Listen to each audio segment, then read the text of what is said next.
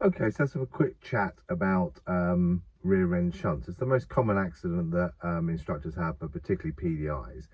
Um, and the reason I believe this happened is because of what we call false starts. So rear end shunts tend to be at roundabouts, but can be junctions as well, and so on.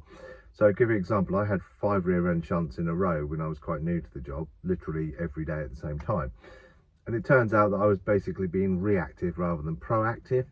So I was letting the people start to go at junctions. It was twilight every time, and there was a cyclist with no lights on or something like that, and I would dual brake as we were moving, and someone behind us would hit us up the backside, to put it politely. So the way to try and eliminate or at least minimize rear end shunts, particularly at roundabouts, is one, to try and keep the car moving so you don't stop. And that doesn't mean put out in front of people, it just means creeping forward slowly and then going in the gap, but that's another video. Or if they do have to stop, that they're committing and they're going. So you need to know that. So you could use techniques like, just tell me when you're thinking of going. I'm going to go behind the red car, I'm going to go after the motorbike or whatever like that.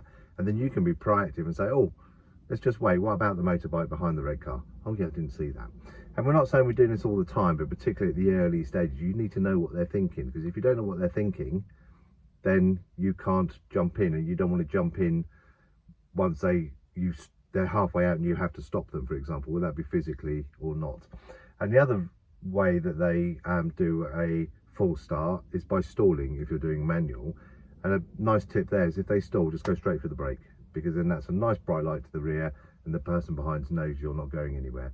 The reason people hit you is they think you've gone, they don't look again. So we either need to go, or if we don't go, we need to make it obvious to the vehicle behind that we haven't gone.